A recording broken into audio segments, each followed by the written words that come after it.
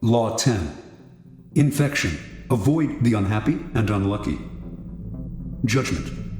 You can die from someone else's misery. Emotional states are as infectious as diseases. You may feel you are helping the drowning man, but you are only precipitating your own disaster. The unfortunate sometimes draw misfortune on themselves. They will also draw it on you. Associate with the happy and fortunate instead. Transgression of the law. Born in Limerick, Ireland in 1818, Marie Gilbert came to Paris in the 1840s to make her fortune as a dancer and performer. Taking the name Lola Montez, her mother was of distant Spanish descent. She claimed to be a flamenco dancer from Spain. By 1845, her career was languishing, and to survive, she became a courtesan, quickly one of the more successful in Paris. Only one man could salvage Lola's dancing career, Alexandre Dujarier, owner of the newspaper with the largest circulation in France, and also the newspaper's drama critic. She decided to woo and conquer him. Investigating his habits, she discovered that he went riding every morning. An excellent horsewoman herself, she rode out one morning and accidentally ran into him. Soon they were riding together every day. A few weeks later, Lola moved into his apartment. For a while, the two were happy together. With Dujarrier's help, Lola began to revive her dancing career. Despite the risk to his social standing, Dujarrier told friends he would marry her in the spring. Lola had never told him that she had eloped at age 19 with an Englishman and was still legally married.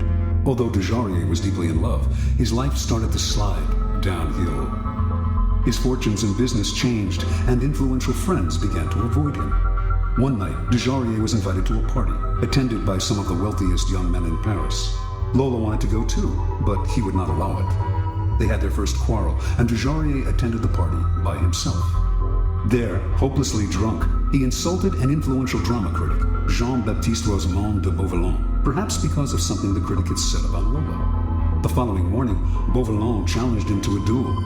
Beauvalon was one of the best pistol shots in France. Dujarrier tried to apologize, but the duel took place, and he was shot and killed. Thus ended the life of one of the most promising young men of Paris society.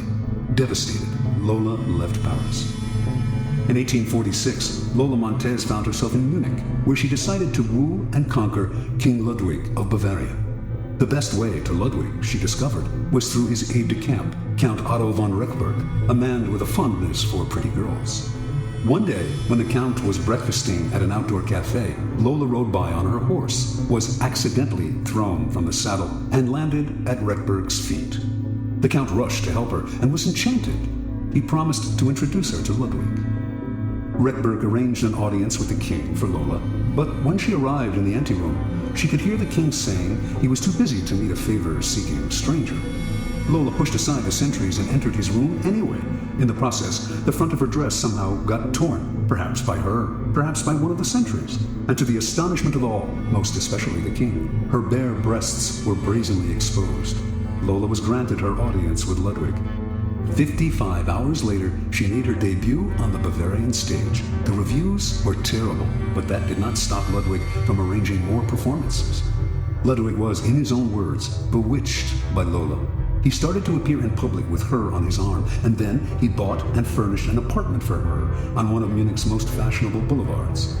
Although he had been known as a miser and was not given to flights of fancy, he started to shower Lola with gifts and to write poetry for her. Now his favored mistress, she catapulted to fame and fortune overnight. Lola began to lose her sense of proportion. One day, when she was out riding, an elderly man rode ahead of her, a bit too slowly for her liking. Unable to pass him, she began to slash him with her riding crop. On another occasion, she took her dog, unleashed, out for a stroll. The dog attacked a passerby, but instead of helping the man get the dog away, she whipped him with the leash. Incidents like this infuriated the stolid citizens of Bavaria, but Ludwig stood by Lola and even had her naturalized as a Bavarian citizen. The king's entourage tried to wake him to the dangers of the affair, but those who criticized Lola were summarily fired.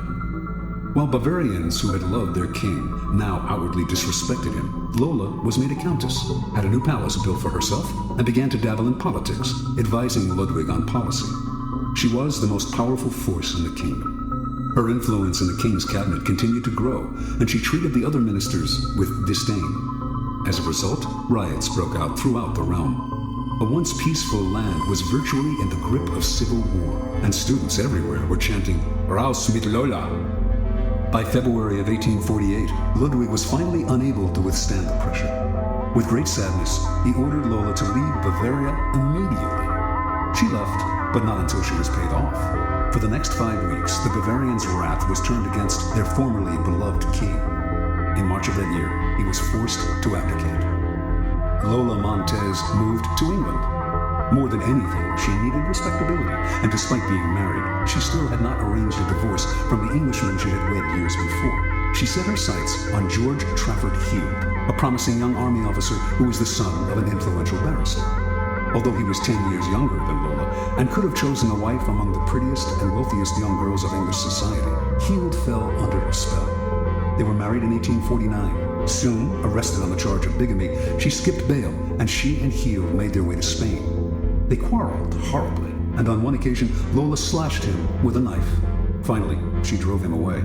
Returning to England, he found he had lost his position in the army. Ostracized from English society, he moved to Portugal, where he lived in poverty. After a few months, his short life ended in a boating accident.